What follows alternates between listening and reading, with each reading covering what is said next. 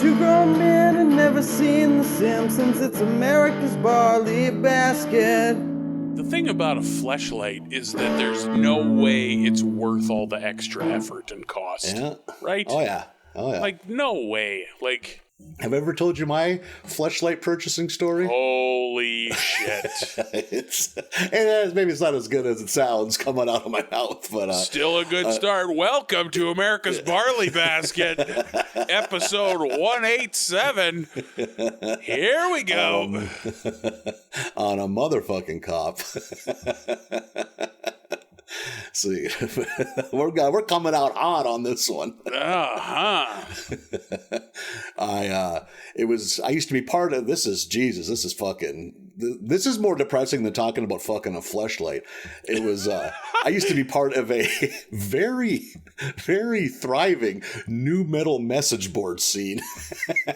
Amazing story. Where you would talk about things like Korn and Limp Bizkit and terrible band. And I'm not going to say Korn's a terrible band. There are plenty of Neither is Limp Bizkit. Limp Bizkit's even better. Yeah, Limp Bizkit never did a lot for me, but I'm really enjoying the third act of their career right now. Where they're these twilight years. Yep, where they're not chafing at being a nostalgia act. Yep. But yeah, so anyhow, this new metal message board had a really big secret Santa. Like, you'd really try to one-up each other on the stupidity of it. And some people, like, go the other way and buy, like, really cool, expensive gifts, which, you know me. I can't do that for my fucking mother. Like, or yourself. Like, yeah. Yeah, like, I can't afford nice things.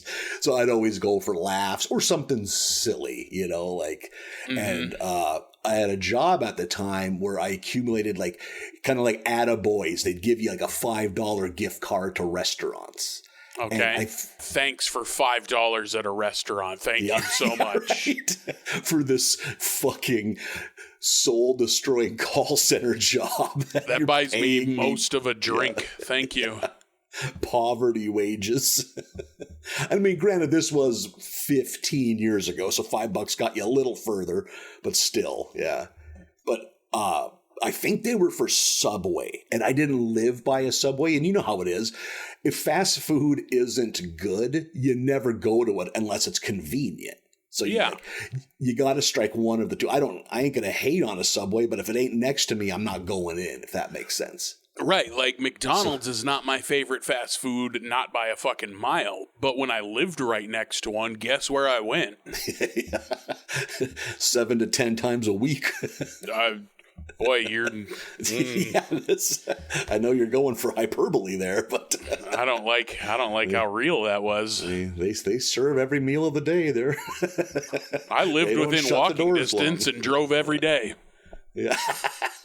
God, you were within walking distance of a McDonald's, weren't you? That's close. I'm not even thinking of that one, not that last apartment. Before you knew me, I lived way closer to that same McDonald's. Oh, you're right. I've heard you mention that, like at a rental house, yeah. Yeah.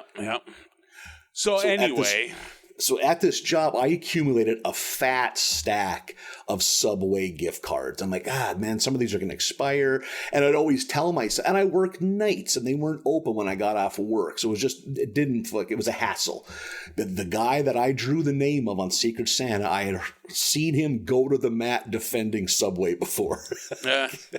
It's like, okay, this is too perfect. This is a perfect re-gift. He will like this. He will use this. But I'm like, I can't just send him the gift cards. It has to be fucking some kind of fucking gross thing. So I was thinking of ideas, and as if the skies parted and God reached out, I saw an ad that they were, I bet it was Black Friday. I bet they were having a discount on fleshlights.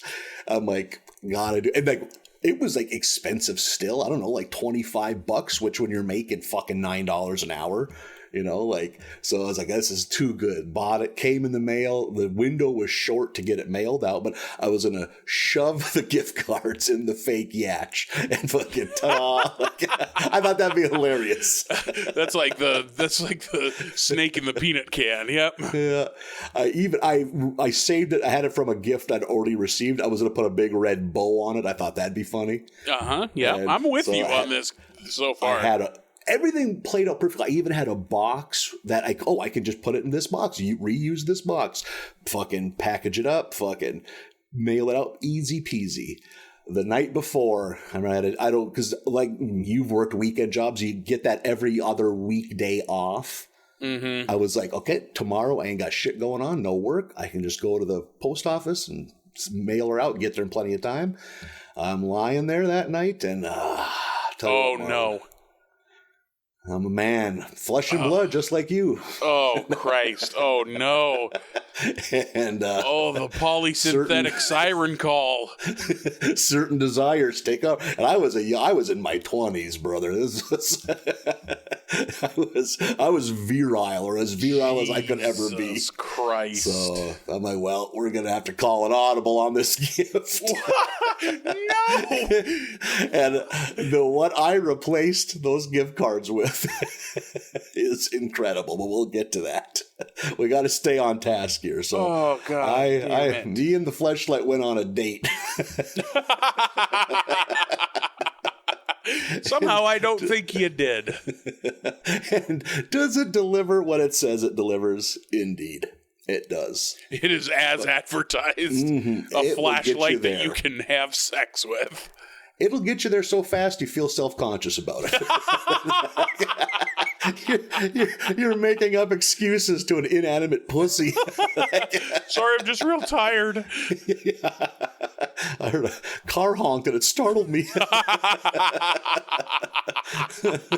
Jesus Christ. And I'm like, well, look at this. What a fun little invention this is.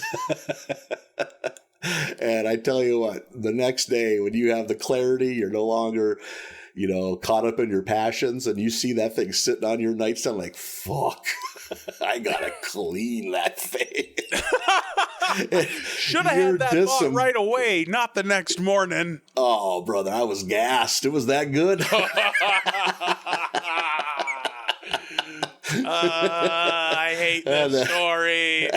And the old cuckoo kajou leg going. Oh, one for the money. Oh my goodness.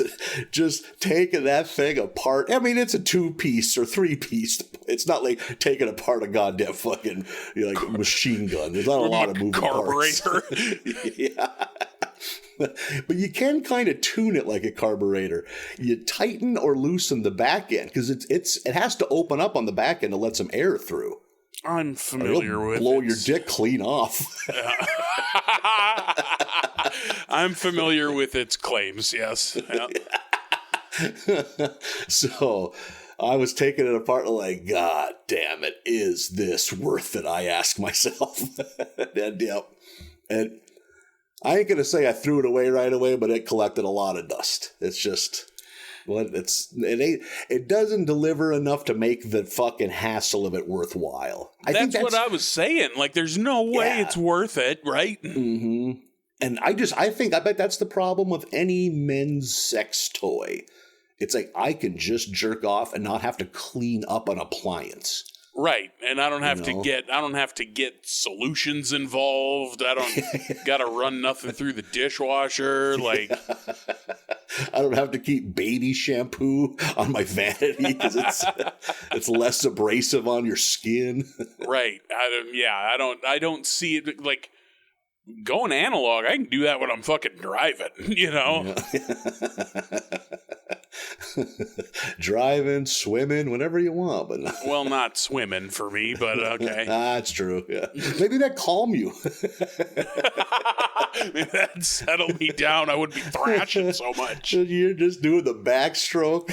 All we see is your head and the arms and the back end of a fleshlight kicking up out of the water, floating up and swinging like a buoy. I was going to call the cops, but I heard this is the first time he's ever swam.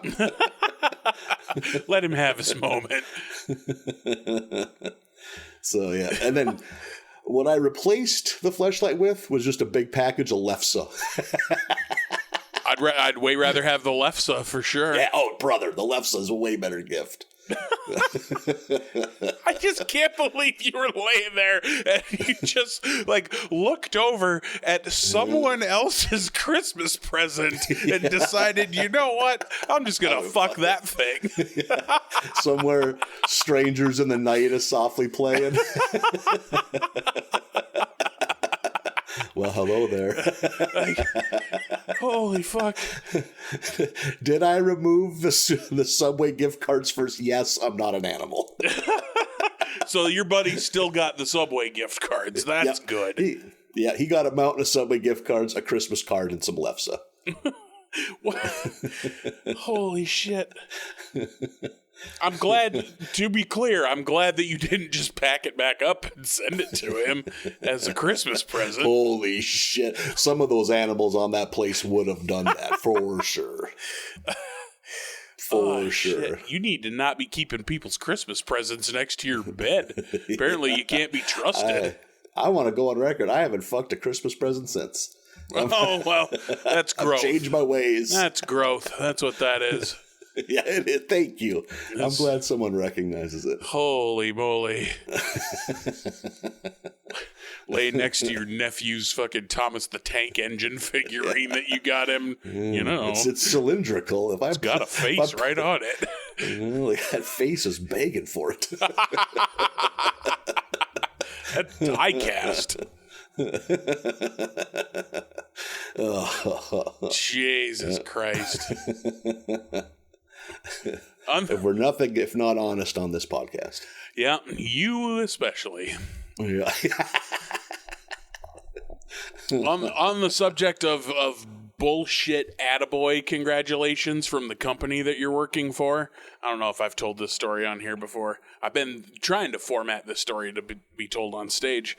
When I was working in radio, the first time I worked in radio, I was at a rock station, and it was, one station in a building full of 6 other stations, like they all are. And the general manager come around Christmas time would word came down from the higher ups of we're getting fucking Christmas bonuses this year. And this was like my first year, maybe second year there.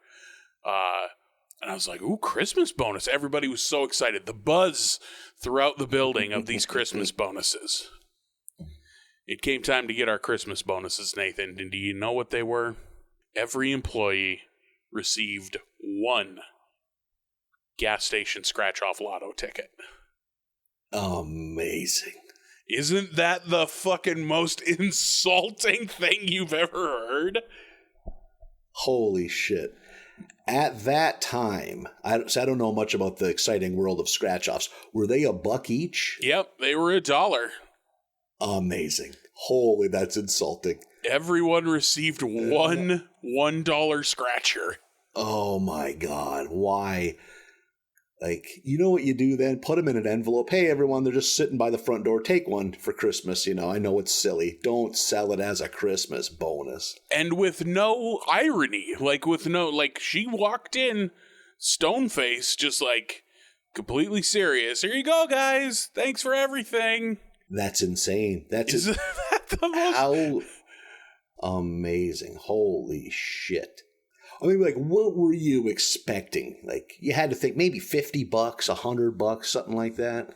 I didn't know what to expect, but I sure as shit didn't expect nothing, which is what we all got. No, spoiler alert, nobody won 10 grand off a scratcher. Getting a job where you get a real Christmas bonus is wild, because I went so long without ever having a job that did.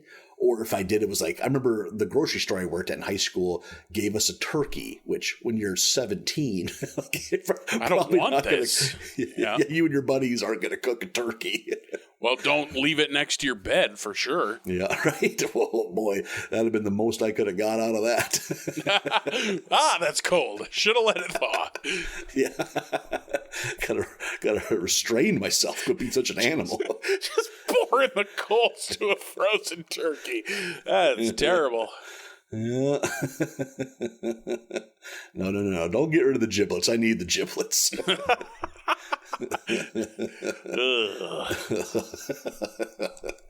Oh man, yeah. Like the first time I ever got it, I was like, wait, is this a joke? Like this guy, like this can't be real. They're waiting for me to start crying so they could fucking put me on Punk'd. Like, yeah, how much does this cost? Because give me that instead. I don't want this. I don't want this turkey.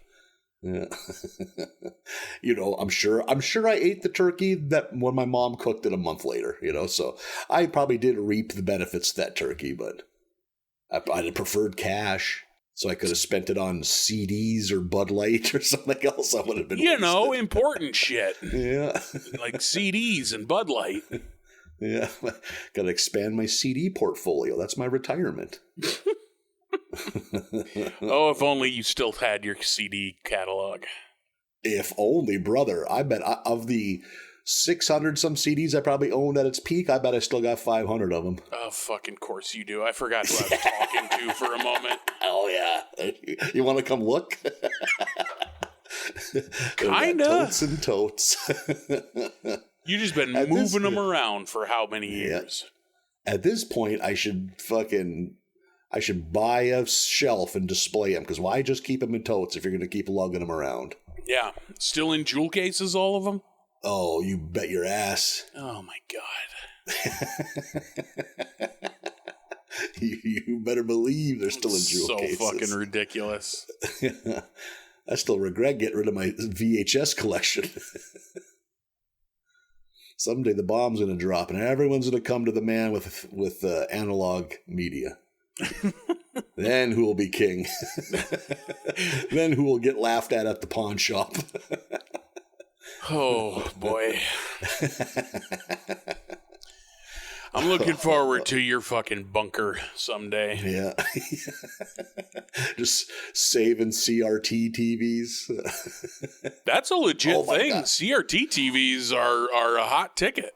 I just found that out. A couple days ago, I had lunch with an old buddy, and he was like, yeah, man, like, my neighbor had one for free, and I picked it up and just put it on Craigslist and flipped it. I'm like, well, you couldn't have got more than like $20. Like, is it worth the work? Like, fuck, I got $200 for it. Uh-huh. I'm like, no shit. That tipping point had to have happened pretty recently, because it wasn't that long ago. You could still pick them up for free if you kept an eye out for them. Within the last 5 years, probably? Okay, yeah, that makes sense.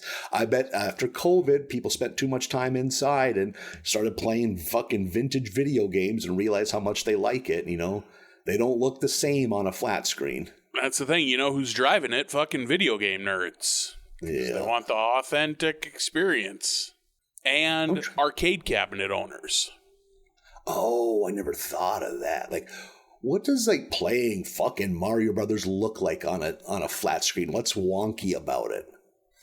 Well, if you play, like, you can play those old games on the Switch, and that's everything's completely fine, like emulated, like it looks good, plays exactly the way you want it. But if you hook a Nintendo up to a modern television, you got to use at least one, probably up to 3 fucking adapters to get it plugged into your TV, and now you got lag. Like, you press A and you wait half a second and then Mario jumps, and that's no good. You can't play like that. Oh, that'll fuck you up, yeah. Yeah, and some people just like the aesthetic, the fucking scan lines and shit, so. Yeah. Well, God damn it, I'm going to keep my eyes peeled. Oh, fuck. You are exactly the kind of fucking, like, trash goblin who would be scouring Craigslist and driving around town, collecting tube TVs, and selling them on the internet. There should be, that'd be a very good basic cable show. Me and one of my henchmen having a fucking tube TV fucking business. Yeah, I'd watch that. Of fucking talking to fucking cherry coke stained losers in their mom's basement about getting some of their fucking CRT TVs. What's it going to take for me to get you out of the CRT TV?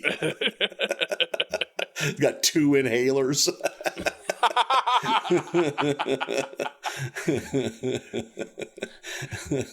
permanent orange fingertips from the Cheetos. Like, it's just dyed in the skin now. Yeah, every light switch has like a fucking 1 foot diameter fucking Cheeto stain around it. Well, probably not, because that motherfucker is going to know what it's worth. So yeah, he's the wrong audience. I don't know who you want to be targeting with your CRT predatory practices. You want the person that's just getting around to cleaning out their family room in the basement. And they've had that giant TV and that giant entertainment center for 25 years. Or someone my age who doesn't play video games, who just had an older relative die and is just looking to get rid of this shit. Yeah, good point there too, yeah. I was just within the last few years in some older person's house. I don't know who the fuck it would have been, but they still had their TV was a giant ass CRT TV.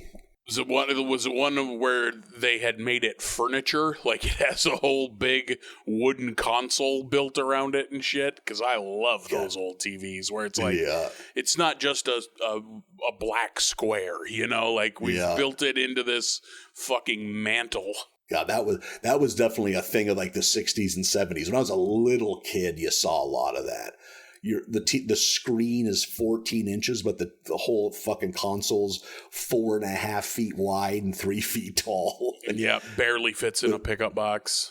Yeah, I remember the ones where the TV screen was like on the left side of it, and on the right side, the top flipped open, and it had a fucking record player in it. Get out of here. And built-in speakers. Yeah, that was my grandmother, my mom's TV was like that a good chunk of my childhood. It was like because, you know, can you imagine how they sold that back then when TV and records were the two biggest mediums there were for entertainment? Like, hey, why not put it all in one? Built-in speakers, it'll sound good. Like a literal entertainment center, not just the way we use that phrase now, which is just something to put your television on. Man, what you'd have to do, because I don't think they made good TVs that way. Like, you weren't going to get a CRT, like late model, good looking tube TV in that format, I bet.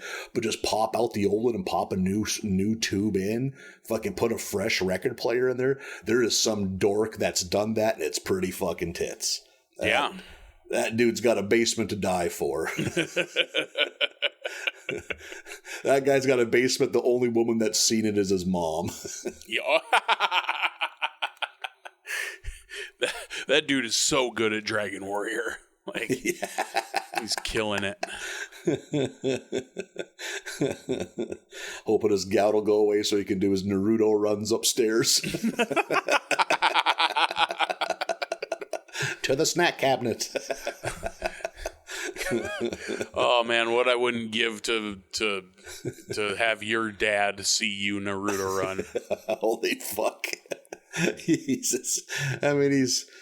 kind of accepted a lot of things at this point. But yeah, that's like you'd be happy to see me run, probably. Well, I wish he wasn't wearing cat ears and a headband, but... Yeah, can't you just run like a normal person? Why can't we just do that? Boy, that's one thing I saved him the embarrassment for. I was never like a fucking karate dork kid, you know, fucking in the front yard with fucking nunchucks. I think that's only because you didn't have nunchucks. I think if you had a pair of nunchucks, you'd have been... Well, you might have been doing it in secret shame in the garage or something. I was raised right. You keep that to yourself. Doing karate in the park is the equivalent of like a pride parade for dorks. It's like they're out there and they don't care who sees it. You're not going to silence me anymore. Holy shit. Karate shit never had much of a draw to me. Like, no, me neither. Even growing up when I did, like, loving fucking Ninja Turtles and shit, never once was I like, I would love to do karate, you know? Oh, that's why? Yeah, you were a Ninja Turtles kid. Funny that it never sparked an interest in you.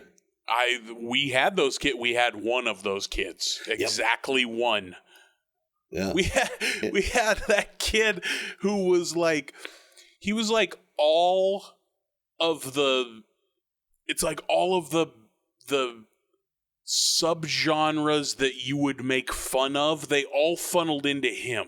Like he was like a karate kid who liked anime and Insane Clown Posse and wore a trench coat even after Columbine. You know, like all of the things that in a bigger school, these would all be different cliques. Yeah. He just somehow had all of the bad ones. He was an FHA. He was in theater. Oh, we didn't have theater. Oh, goodness. Yeah. We had we were a bigger school, so we had a handful of karate kids that were fucking doing judo flips in the playground. Oh my God. Oh, yeah. If I would have had a friend that was like, hey, we should do this when I was 8 years old, I would have taken karate. But I didn't have a desire enough to take the initiative, if that makes sense. Yeah, like if there was a karate instructor in my town, which what a life that person would be living. Yeah. I would watch that television show. Made $900 all year. Had to pick up a side gig bartending. Like if that had existed, I may have expressed interest and been declined by my folks. Because like, we're going to fucking drive you to town once a week or twice a week. Town's a half hour away. I don't know if you knew that, but I feel like my hometown briefly had a karate or a taekwondo guy, and apparently I didn't have the ambition to go to it.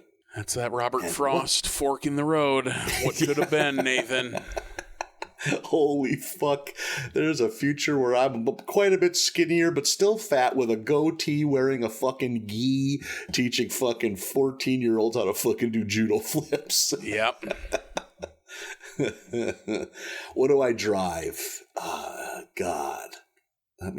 I am way behind on my payments on like a 2020 Camaro. Like, that's perfect, yes. Or a I Challenger, was dating maybe. A girl out of my league who was very materialistic, and then it's like I got to impress her with this new Camaro. And now she's long gone. Yep. With the one talented MMA guy in my hometown. So I'm still stuck teaching Taekwondo and dying martial art. Yep. All while barely making payments on this fucking Camaro.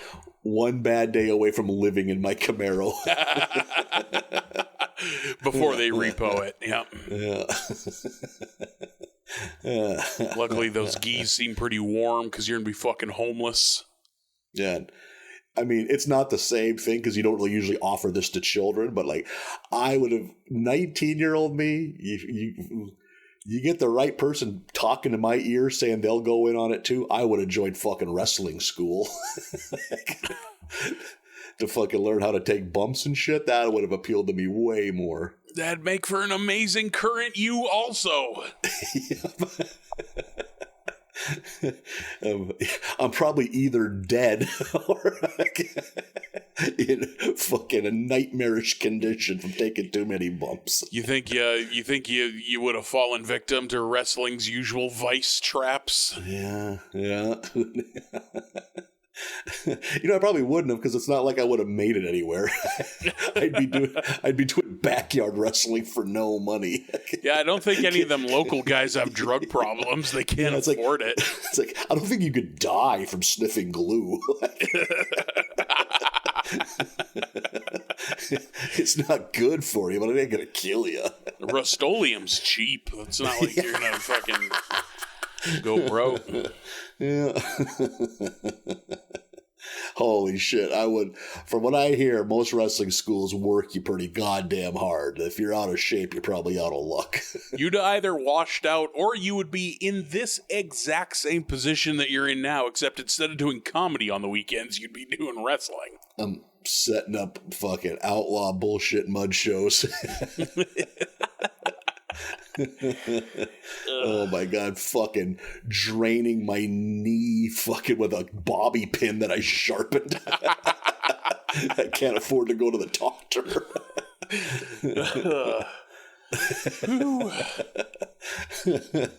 Throwing sawdust on my knee pus because I'm the one that has to clean it up later. Man. I didn't like that. Gotta go in the ring to get embarrassed and beat the shit out of by a woman in a Pikachu costume. That's what puts butts in seats. Some men would pay a lot of money for that exact scenario. She's really mean. She works real stiff. I don't like it. Yeah. And no one takes my side because I weigh 7 times more than she does. I think we got real heat. She's throwing shoot forearms in that Pikachu. I don't know why she doesn't like me.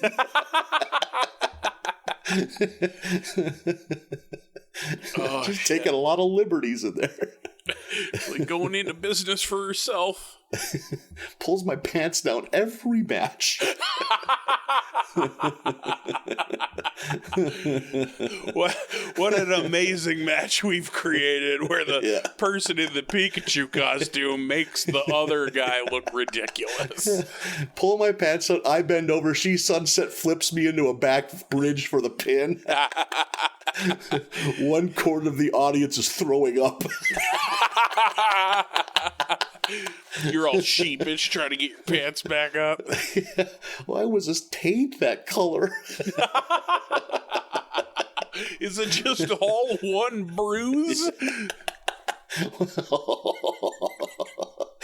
Watching a pantsless fat man get fucking sunset flipped would be jarring.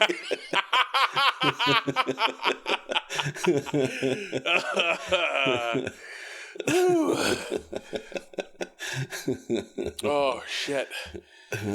Man, I'm so glad we got to wrestling. Yeah, ring the bell. Did you fall down, judging by our texts that you and I had yesterday, did you fall down a bit of a Mr. Dressup rabbit hole yesterday? Oh, yeah, that I owe... Okay. I want to go on record right now. Just as a little preamble, what did you say last week about Mr. Dressup? Some fucking Canadian clothes-changing kids TV show from your youth? I'm sorry. I feel like I said some disparaging words about the good man, Ernie Coombs, who played Mr. Dressup. You know his name. I did some research. That man is not creepy, which I may have said he was. To be fair, when all you had to go on was a half foggy childhood memory of, I think it was just a show where this old man put clothes on. Which I think that is a lot of it. But for what my reading has told me, he is a level of saint that would make fucking Fred Rogers blush. Holy shit. Universally beloved, spent his whole life doing good things. It is like near sainthood in Canada. Holy shit. That's so He's such a good man. I felt bad about whatever comments I made about him. Which, to be fair, I think you even Babe Ruth to this. I think you even made the half-hearted joke of, for all I know, he's like an amazing guy, and like maybe like they're Mr. Rogers or something. And it turns out that's exactly what happened. Like they're like statues of him. He's like done so much for child development in Canada. Universally beloved. Yeah, because in Canada they didn't have, like if you grew up with cable, you might not even seen Mr. Rogers. In Canada, I think they had one channel, the CBC, and he was on it for 40 fucking years. So that shit went to the late 90s. He had to have been 80 years old, squeezing into a magician's costume or whatever, dressing up like an accountant or whatever they did in each playing fucking dress up while Biscuit is on the air. Yeah, no shit. You could have had AOL dial-up. There's a time that you could have been watching Mr. Dressup and pressed up on your remote control once and watched the rearranged video. Yeah. The NWO existed while that was on the air. You could have been drinking a can of Surge while watching Mr. Dressup.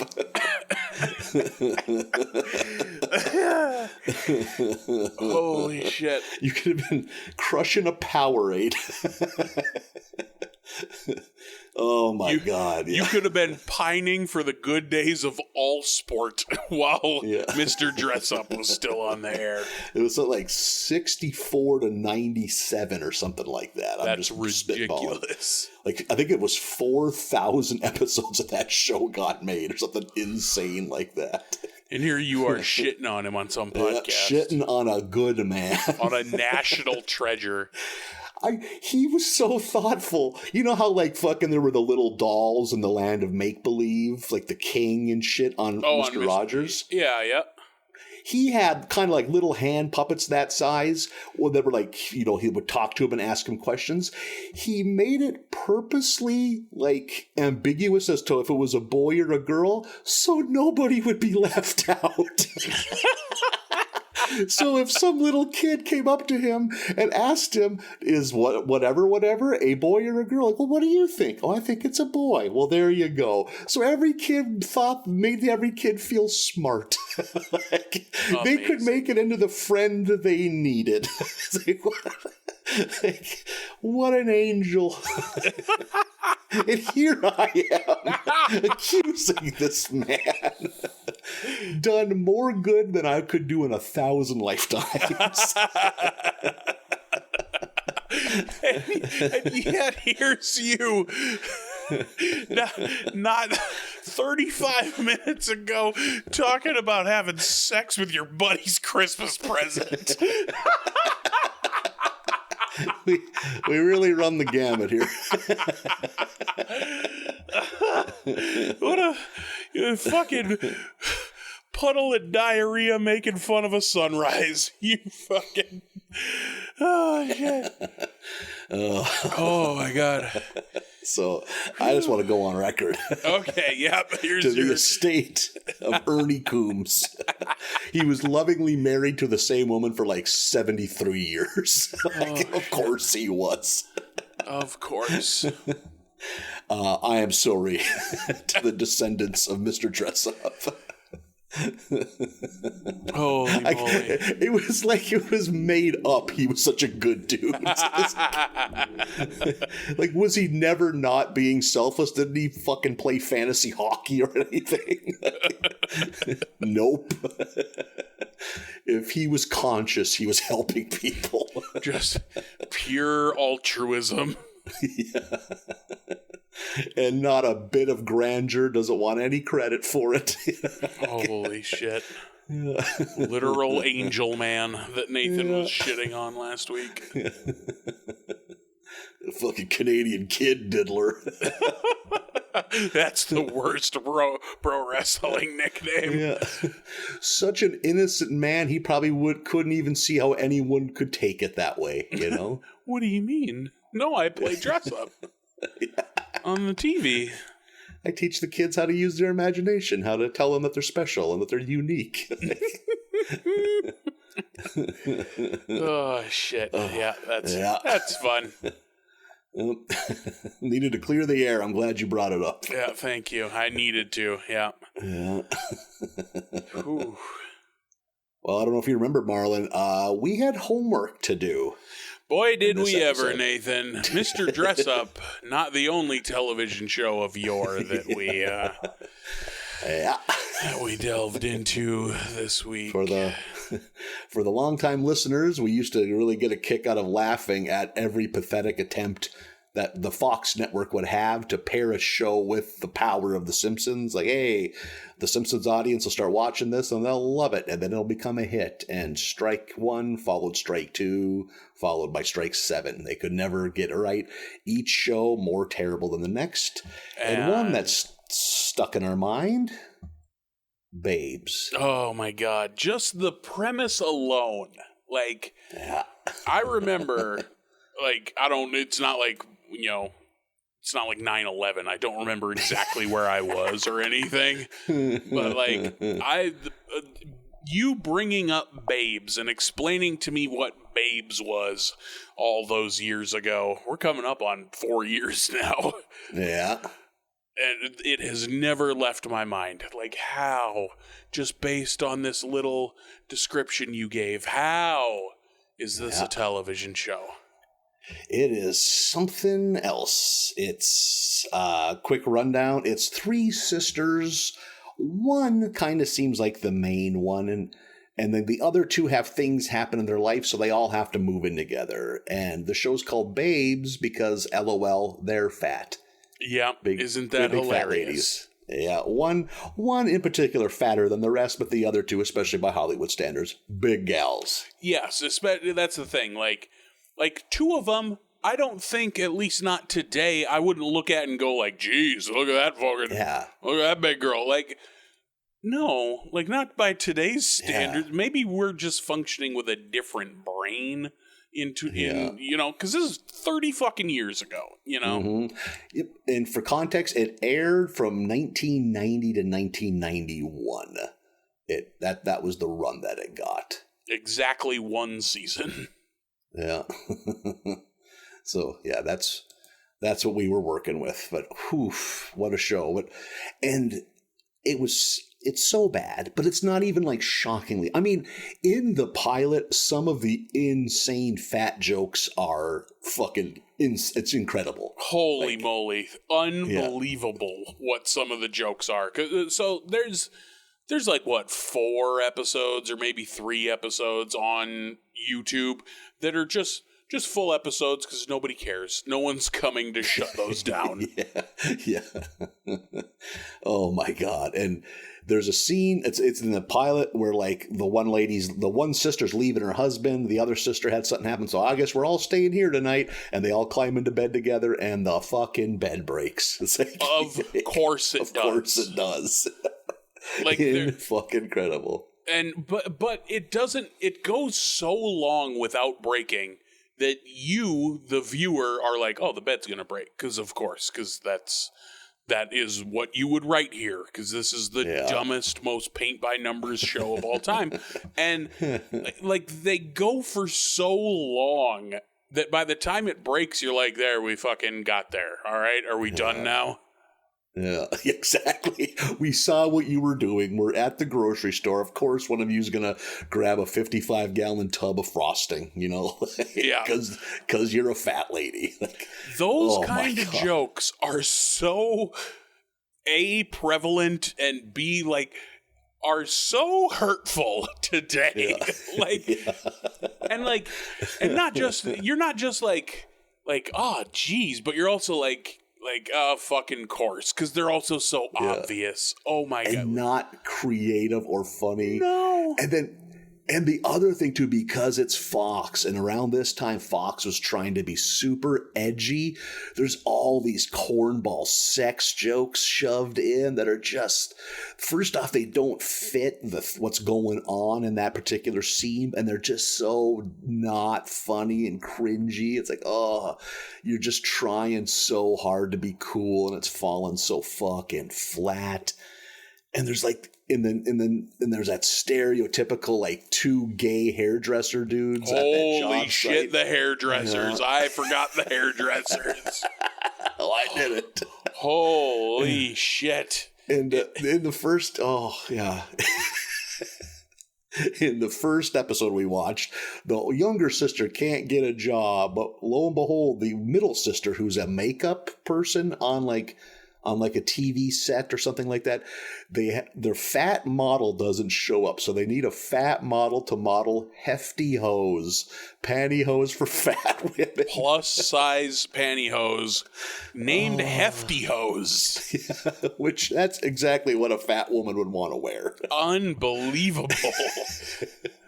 And they like headbutt men in the chest when they're mad, like they're fucking bulls. Yeah, like fucking like Curly from the Stooges. Yeah, like, Curly.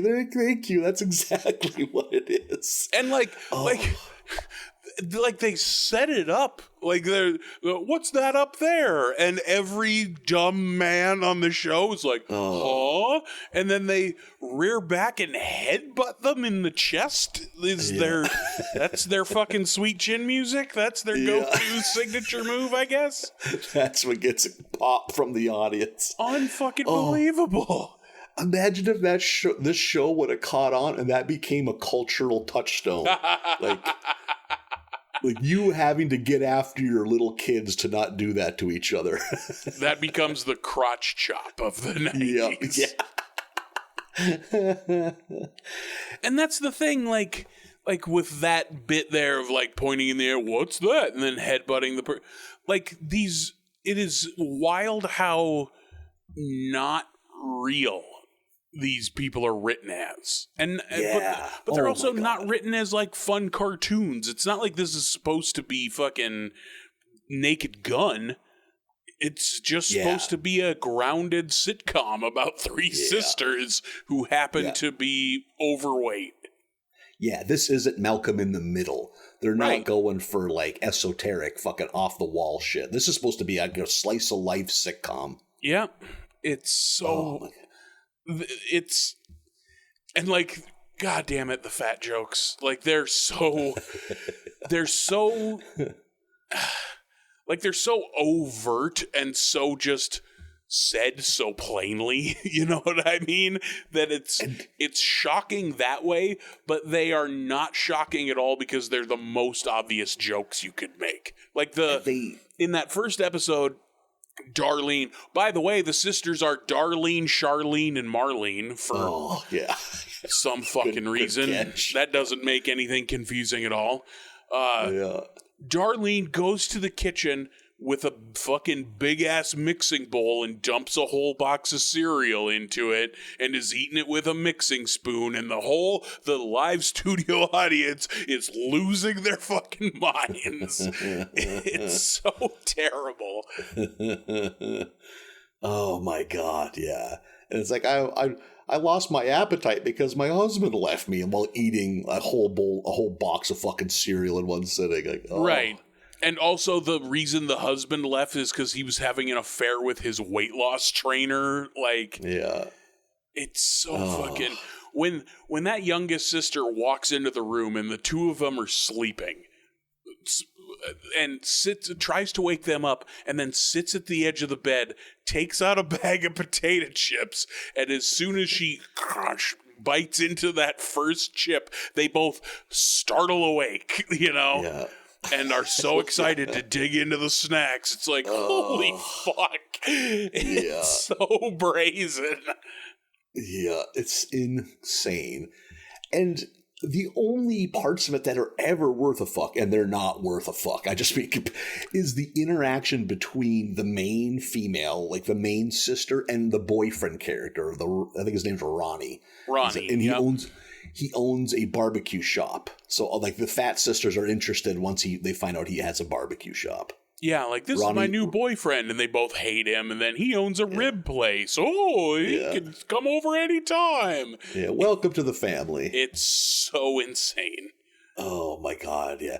And like the shame of it is the main woman character, she's like a good comedic actress. Like what? Like she's like a good physical actress, like fucking pratfalls and shit. Like she can move well and is funny in the way she moves, kind of, you know, like kind of like a fucking who played Jack Tripper on Three's Company, John Ritter, you know. Yes, yeah. Can take a fall and be physically funny. Like funny faces, you know, like And here's the thing. Once we get past the fucking pilot, the first episode, the next ones, while still plenty of fat jokes, there's less of them. So now it's just boring. It's not even offensive. Like, what is the theme of the one we watched? Oh, she has to meet her boyfriend's mother for the first time, and surprise, she's a bitch. Yeah, like Ronnie's mom doesn't like her. And yes, like you said, you know, the pilot, it is fucking machine gun fat jokes. Every laugh is a fat joke. And they're brazen, but they're getting laughs from the audience. It's a different time, yada, yada. But then we watched, because they're not all on YouTube, it's a smattering. I think we watched episode like 4. Yeah. And that's the one where Charlene has to meet Ronnie's mom. And like they dialed all those fat jokes way far back, which leaves them with no jokes. It is the most paint by numbers, fucking terrible show. Like, oh, we're all gonna come meet mom. We're all gonna meet at this bar. And like Charlene gets there long before Ronnie does, and just like bellies up to the bar next to this old lady who's being a bitch to her for no reason. And they get in a fight, and like you, the viewer, are like, that's the mom, obviously. And like, and then it's this big reveal 10 minutes later after they've dumped drinks in each other's purses and like, and all this shit, had a fucking fight in this bar. Then it's like, I see you've met my mom. Oh, the audience is like, oh my God, it's so terrible. Like, I almost prefer the pilot, which is nothing but very brazen fat jokes at the expense of these poor women. It gets so, and I mean, plenty of sitcoms do the same, you know, have really fucking well-worn tropes, but a good sitcom makes it funny. They find a way to put it on its head, to twist it a little bit.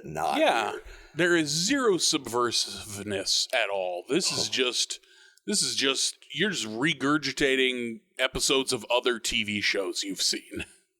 And if you're interested, there's 22 episodes of this fucking show. So if you want to dive into the dark web and start downloading shit, there's a full fucking season. I don't think you can find it anywhere, because there's like 4 episodes on YouTube.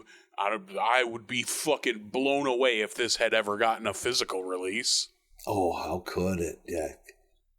So forgettable. And you know, 1990, not a lot of families had Fox. I mean, a lot did, but there was still a good chunk of America that didn't have Fox. We sure didn't, where I came from. Like, and it's, like, it makes The Simpsons look even better.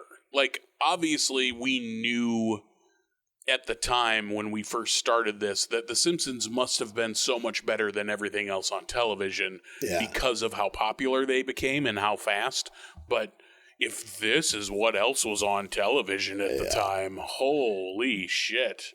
1990 to 1991, this show would have matched up perfectly with the second season of The Simpsons. Mm-hmm. So The Simpsons was starting to get damn good. Like season 2, if I remember, has some duds in it, but it's when you're starting to like, oh shit, like this is gonna be a fucking hell of a show. I think most people consider season 3 the beginning of like that golden era of like all hits. Like, also, why do all 3 of these grown obese women sleep in the same pull-out couch bed? Like, I get that it's the only place that this woman has to sleep, the middle child, or the middle sister, because she lives alone in New York, so, like, apartments are small or whatever. But then you, as the other 2 sisters, can't go live with her. Yeah, exactly. And, you know, we're laughing at them breaking a bed. Those 3 women could break a pull-out bed. Those would 100%. Yeah, you're right. You are right.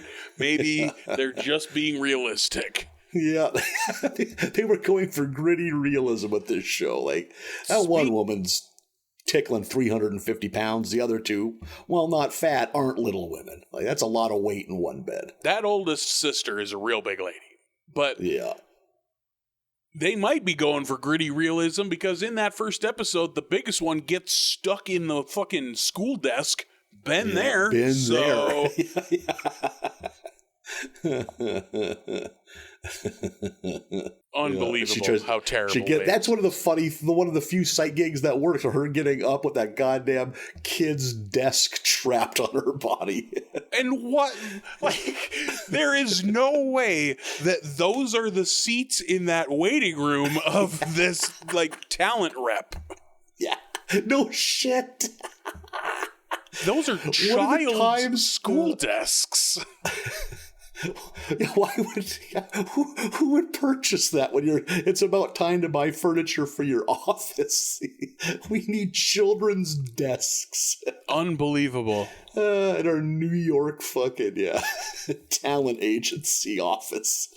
Oh, one of the few times I laughed was when they were coming into, like, because the one sister's gonna apply for a job or something like that. Yeah.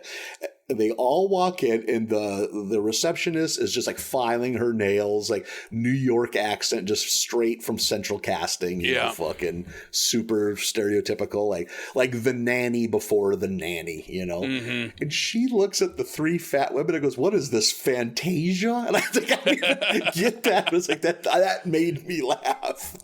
What? Like, are there fat women in Fantasia? I've never seen Fantasia outside of the mop sequence, but I assumed it was because they also they dress so loudly. That's what I assumed it was referencing. They look like they're wearing fucking car tarps. Like, they just giant fucking like muumuus. The fat one's wearing a muumuu most of this, like, and they're like bright colors and they're like shiny fabrics. Like, where would you even begin to buy this shit at? With enormous blown out 90s hair. Yep, gigantic hair. What got the biggest laugh out of me was in that same scene, maybe the only time I laughed during these whole 2 episodes, when it's out of that same lady, out of that receptionist who tells him, you know, she goes, "Okay, you just wait here for a minute, have a seat," and they turn around and start squeezing themselves into these desks, and that bitch working at reception goes, "Take as many as you need," and like laughs to herself. It's like, that's a mean joke. That's a pretty funny mean joke. Yeah. That was good. Take a seat. Take as many as you need. Yeah. Yep, this show is not bad, or is not good. It is very bad. It is so bad. Someone has planted a bug on my ear that Drexel's class is also available on YouTube, and now I kind of want to check it out. You just want to imagine it, what it could be. Like, I'm bummed having seen these now, because like I wanted it to be so outlandish. Like, I wanted both episodes to be like the first episode. I was bummed, like, in a weird way. I was bummed that the second one was so dialed back, that they didn't just keep fucking throwing these insane haymaker fat jokes. Yeah, that they're like not in a fucking bonbon eating contest or something like that. Like, because at least then it would be interesting. You know what I mean? And it would be like a weird, like relic of television history. But if they abandon all that, which they seem to abandon most of it anyway, it's just another terrible sitcom. It's just dull. Yeah. Yeah, what the fuck? Well, I would encourage people to watch the pilot, frankly. I would encourage them, like, don't watch any of the others because they're not interesting, because they took out the thing you were there for. Yeah, the hurtful parts. Yeah. I'm pretty sure the opening theme song, God damn it, did I look. I looked far and wide for the lyrics to that theme song, and they're not in existence anywhere. But I listened to the opening theme song several times. I am pretty sure that the opening lyric is, "I feel the ground shake." Yeah. And it's kind of like a hip-hop fucking Like, oh, it's something else. It's extremely 1990. Yep. Like, and anything from that era, if it involves rap music and it's not actual talented people doing it, just sends cringe vibes up my spine so much I fucking could lose control of a car. Oh, my God. I feel like there'd be an audience for this, like a channel like a Me TV or all of the, there's a million of those over the air, free with ads, rerun channels now, where they just air flops, shows that never made it. You know? Like this seems like it would be perfect fodder for whatever free over-the-air television you get, no matter where you live. Those channels you never watch. Like, I remember, I think it was Trio was the name. I know your family would have had a satellite dish when Trio was a thing. It was on DirecTV. Like, in probably like around 316, if you picture typing in the why I remember that. Because you love Stone Cold Steve Austin. And they were kind of like we're cable, but we aim for something higher. Kind of like, I think A&E was kind of that way in like the 80s and early 90s. They wanted to be like upper crust, but like Trio would show some interesting shit. And they did a run of, and I always thought it was cool, they would take shows that weren't hits, but were like loved and critically acclaimed. And like, hey, here's your chance to watch this show again, because it's been lost for so long. So like, there was definitely an audience for that. But like, I want a channel where you can just see some fucking forgotten show from 1988 that like died a quick death deservedly, because it was fucking garbage. Yeah. Where is this show? I want to watch the rest of it. Yeah, I want to see the rest of basically anything on Fox that wasn't Simpsons or Married to Children. Yeah. But, like, I don't want to watch it the way we did on YouTube. That's a miserable experience. Like, it looks so terrible. Like, sound is shit. The sound is terrible. The sound is so bad that I turned on closed captions because I couldn't understand what they're saying. And closed captions got, I'm going to guess, 40% of it right. You know why it was bad, I bet? Because it's fucking ripped off a VHS recording. Oh, yeah, for sure. It's the last Michael Keaton in Multiplicity. It's been copied and copied so many times that it's just fucking terrible. And hey, you want to add another depressing factor to the show, babes?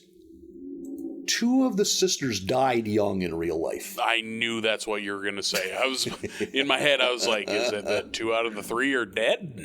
Yeah. Jesus, this is depressing. Oh, my goodness. Yeah, it's really something. My favorite fun fact about this show from the Babes Wikipedia page, which, by the way, is pretty short. You take the episode list out of there, and they don't have much to say about it. But they broadcast it internationally in France and Israel, and they like anytime you get international release, they usually name it something different, which is always fun.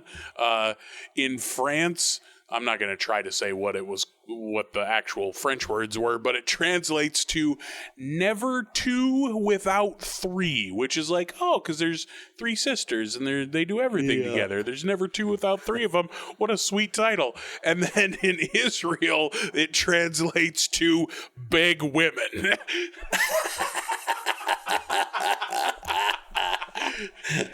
Not the same French touch on the language.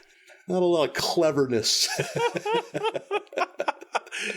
The big women, they eat a lot. That means there was probably like an ad running somewhere on their television for like, this Thursday, watch Big Women.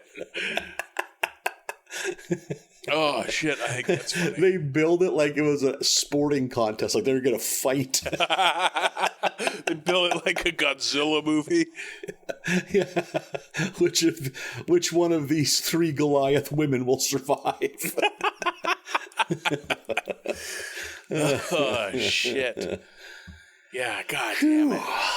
And like all three of these women have other credits. They've all been in other stuff, you know? Yeah. Nothing major. Like one of them had a very small blink and you miss it fucking bit part in Dog Day Afternoon, you know?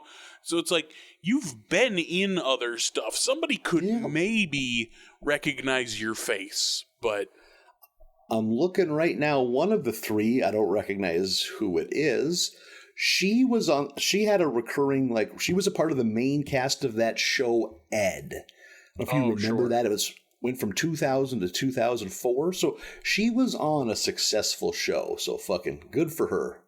The one that's still alive was on Agents of S.H.I.E.L.D., that Marvel show. Oh, that's the one I'm talking about. Oh, fuck, you're right. She was on Agent Carter. Yeah, like. Yep. What a fucking. Yeah. Wild. So fucking wild.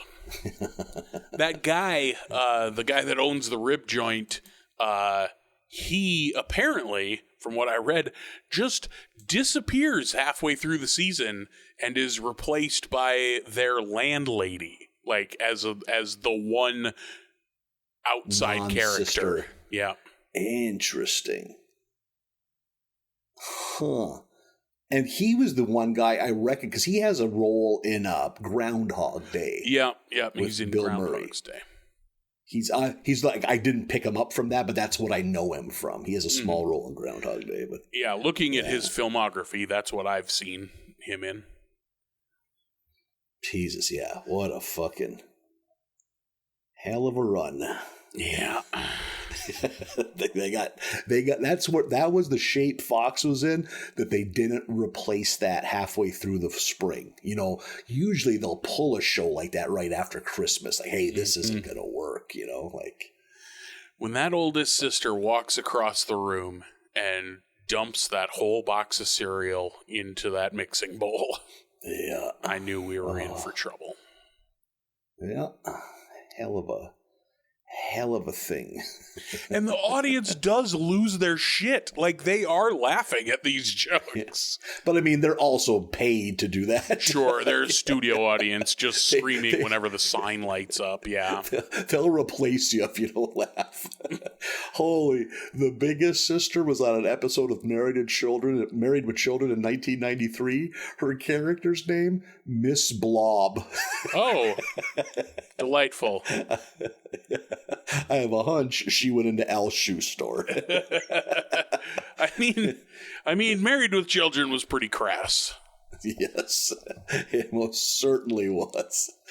Oh my god, she's in Dog Day Afternoon, which, you know, that's considered a classic. Like, yeah, so I've never seen that movie. Popped up in a few things. Yeah, it's a good one, a damn good one. That's one of those 70s movies that everybody points at when they talk about how good the 70s were.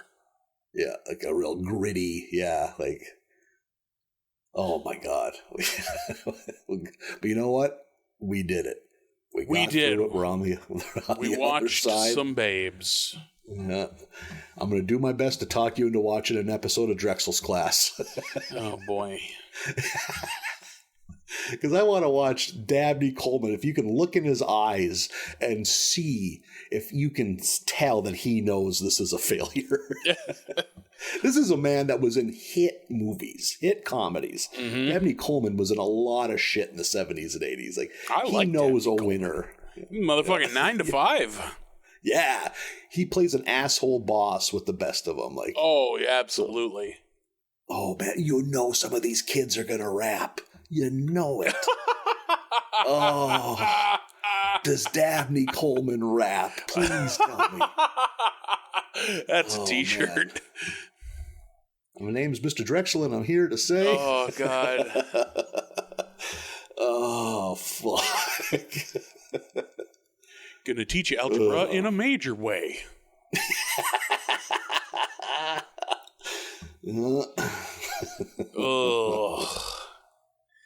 Well, we did it, Nathan. We watched... Goddamn right. We watched 2 of the 22 episodes of Babes. We're 1/11th of the way through. I honestly, if I could find good quality and good sound, I would watch the rest of them just out of purely morbid curiosity. I'm not going to watch the other two that are on YouTube because that was a miserable watching experience from a technical standpoint. So, but if somebody if somebody slipped a DVD into my waistband of like, here you go, buddy. What a weird thing to have happen to you. I was about to say, I don't know who this person is. You're taking a piss at a urinal at a Flying J. Slides in the back of my belt. Here you go, bud. One hand on your lower back, other hand slide into your belt.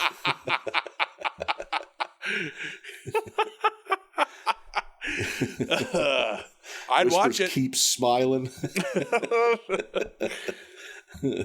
I would watch it in that one very specific circumstance.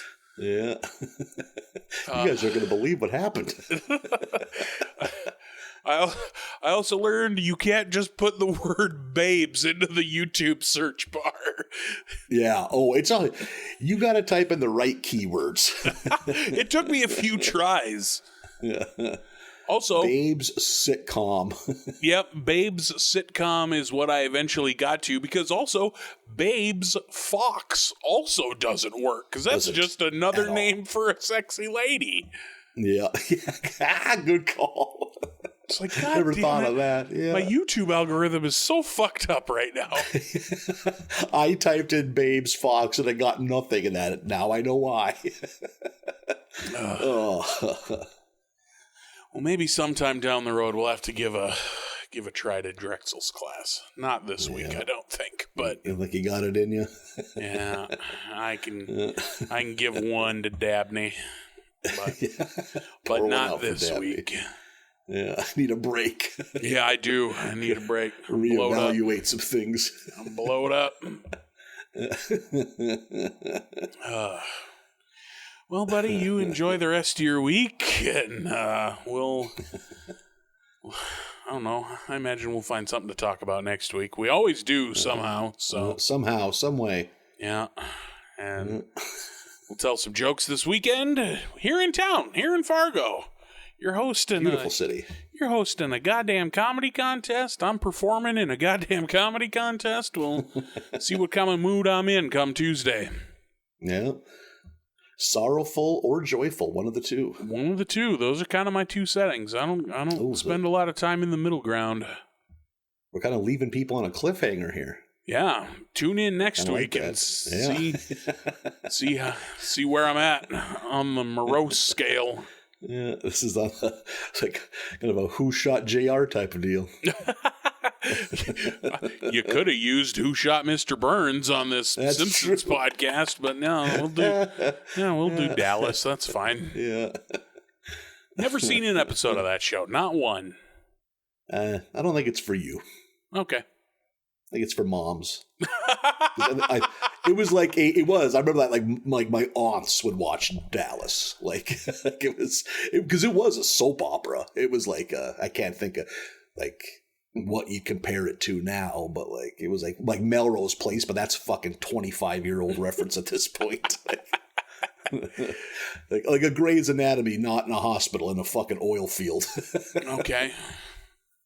Yeah, I just knew it was about rich people. That's all I knew. Well, a lot of good-looking older ladies and hunks. A lot of hunks in that show. Okay, I'm listening. They knew their audience. Yeah. I enjoy a hunk time to time. Texas hunks, you say? Yeah, fucking 8-year-old Marlon asking his dad which guy on Dallas is the most handsome. I think it's Patrick Duffy. You know what that answer would have been? Silence. Yeah. You're updating your Dallas hunks with your first grade handwriting. Really taking your time to write it out. He would have pretended he didn't hear me. Yeah. That's what he'd have done. A lot of that growing up. That's a Midwestern dad skill. Which He-Man guy can jump the farthest? I don't know. I don't know their names. Leonardo's the sword one. Just staring straight ahead. Yeah. Don't turn. Don't look at him. Don't engage him. Don't just engage feeling him. the eyes boring into the side of his head. Yep. Just gotta get through. Just breathing through your snotty nose. Kids are always sick. Yeah, you can feel the chore pickup accelerate real hard. Yeah. I'm gonna tell him he has to stay and watch the gate after he opens it. That's what I'll do. Phew. All right, bud. Good times. We'll see you next week, everybody. Bye, everyone.